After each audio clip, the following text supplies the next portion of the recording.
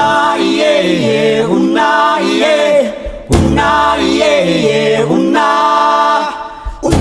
yeah yeah una yeah yeah una. Mabuhay ug madayaw. This is April Tan Soto, a third year VS Criminology student, and today we will be having a vital discussion about Indigenous people's rights from hearing the thoughts of students from different courses here at Holy Cross of Davao College. So these rights is not just about protections and promotion for Indigenous people's rights, but it is also about honoring the cultural traditions and contributions of our Indigenous communities. So how these rights affect us all and why are these rights important to us? So stick us around as we get people's thoughts. Dito sa kaliwat kasaysayan sa pakikisog bakit sa pagkataon.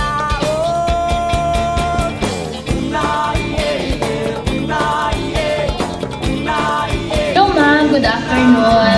So, unsa pangalan nato ma'am? Nicole. So, si ma'am Nicole ang ato ang first interview karon. Course and year nato po. Third year, customs and Third year customs. So, we have here a pamphlet about a guide to Indigenous people's rights. So, simple lang ang question to ma'am. What did you learn about Indigenous people po? And second is, ano sa importance po ang Indigenous people's rights? ang sagot ko sa pag-discuss ng about Indigenous people, they're the first people before the colonizers. Actually, I was amazed kay wala dyan ko yung idea. I mean, that's their thoughts sa Indigenous people. And then, in terms sa Indigenous people's rights, actually, na-amaze po kay nadinig nga nila law for them. Ang importance of this right is to respect them and, of course, preserve their cultures and beliefs, to give protections para ma-preserve ang ilang tradition. So, thank you, Ma'am Nicole. Bago na sir, mamatana ko sa pangalan ni mo. Of course, pangalan ako ay Rasyon yung Rebellion sa major marketing management, SBA. Ang pangutana ko sir, unsay importansya ang Indigenous people's rights. Para sa kuha, importante yan kay pinaprotektahan ang mga rights sa mga Indigenous people. So, portahay ang mga big companies na muwatin sila ang lupa. So, importante yun siya para protektahan nila ang rights sila ang lupa para makapalo sila ba na naibatas na para sa ilaha. Importante yung kayo na advocate sila unsay mga rights nila. Good afternoon, sir. So, Jason Roland, third year Linguistics. Mag-question lang po about importance of Indigenous people's rights and what they do with Indigenous people's rights. Well, as what I've read on your pamphlet is that 40 rights of Indigenous people in the Philippines. So what I appreciate here is that you include the 4 rights of Indigenous people. So the first one is the right to ancestral domain. What I've learned here is that Indigenous people possess the land from the government, especially the cultural land that they got from their ancestors, and the Philippine government created the umbrella in order for them to protect the rights of the Indigenous people, and also the right to cultural integrity, where Indigenous people can still preserve, even though there are a lot of innovations in the country, the Indigenous people can still preserve and practice on what they believe and what are the norms that they are already practicing. That's all, sir. Thank you for your cooperation. Mamatana ko siya kung sa pangalan and course and year.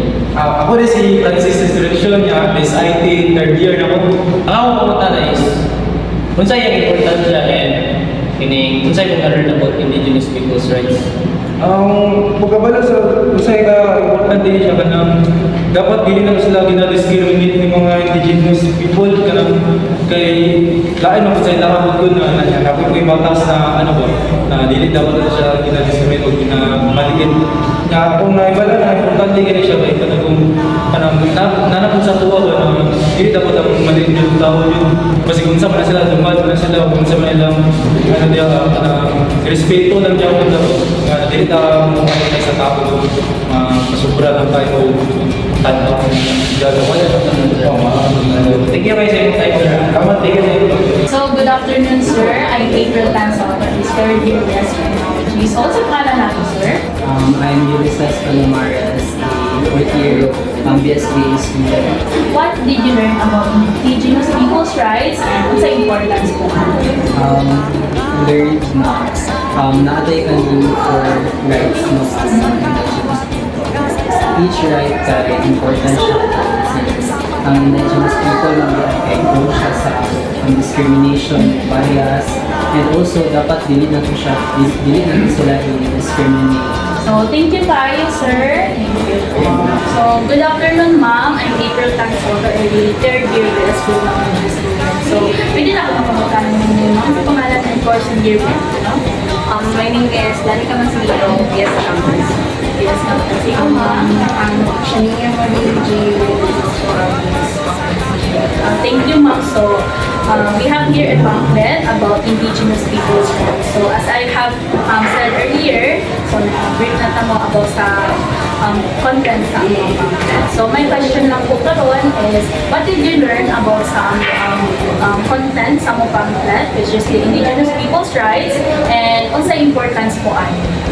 So, Indigenous people is mating mga Filipino people na ay mga may culture na gina-maintain and values na ginatuuhan sa ilang within their community. Siguro ako is importance nila sa ato ang artists. Their existence is like nag-prove na we have to preserve our culture, like sariling atin dyan. And then, we have like ang ilahang presence po is like naga-empower sa murag differences, like despite sa murag kaning like differences lang nangyabot tay diversity na kaning unity. So, thank you kaayo, ma'am, sa inyo, ma'am. Hello, ma'am. Good afternoon. So, I'm April Tansota, ma'am, third year BS Criminology student. So, what's yung pangalan natin, ma'am? I am Gina Estela Aguilar Contueta, a religious education professor. So, thank you, ma'am, sa dawat sa invitation for interview. So, based sa mo content ng sa mo pamphlet, which is the Indigenous people's rights. So, my question lang, ma'am, is what did you learn from Indigenous people's rights and the importance of it? Of course, here in Davao City, the Indigenous people really are always gina-acknowledge, particularly in Davao City, especially during Palayawan. And so, they are really playing an important role in our society. And in Davao City, it's very important the role during Palayawan, and not only Palayawan, even during the barangay celebration. So the Indigenous people are very important because first and foremost, they also have dignity like other people. They have the dignity as a person, that as a person they need to be respected, particularly of the social justice. They have to be respected in their domains because many of us, especially at this time, that people are going to their places and then nag-build of mga businesses and mga resorts, and but then we still have to respect their society, their groups, and their person. Kaya nga kailangan na when you will create or build a kanang resort, they should be the first worker, no?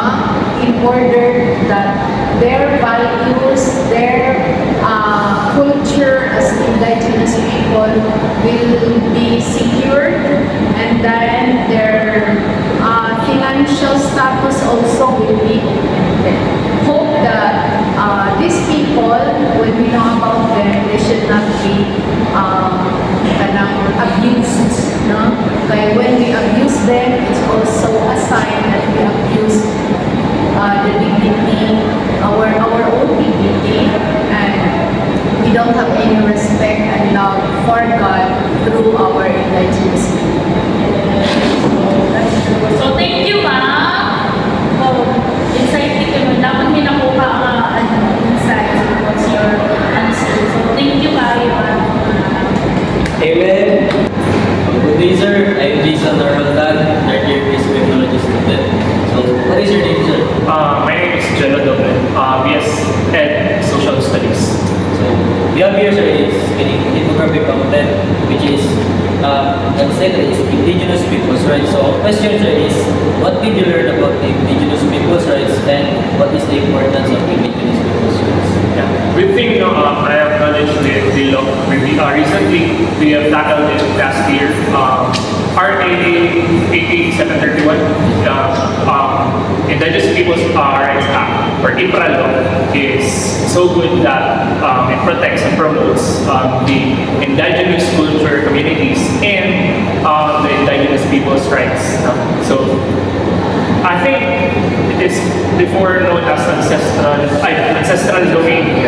Ancestral domain. So, gapo na siya sa yung provision no, kay it is presented to us that this law is promoting the lands of the indigenous because before this, ang mga lands sa kaning mga indigenous people is ginakuha lang. So, tani, sa provision niya, naay ka ng sa iyang provision, makuha sa mga indigenous people. Ang karapat dapat na nasa ila, sila man yun ang prehistoric pa lang. Original prehistoric pa lang. So, it's so good that they protect and promote and not only the indigenous people but the cultures also of the indigenous people. So, That's all, sir. Thank you for your cooperation. Hapon sa inyo mga sir, ako lang si Jason Lordan, third basic technology student. Ikaw sir, galing na ako ng expensive mo, galing Indigenous people sir. Paunahan na lang si mo sir, yung pangalan ng ako si Gilbert Ibalonga, Philippines sir. So, akong pangutan na sir, base sa akong i-discuss yung right, kung saan ang importansya na ano ang right sa mga Indigenous people. Para sa kuha, dapat ang mga lumad, sirit yan na sila. Pantay pa rin sa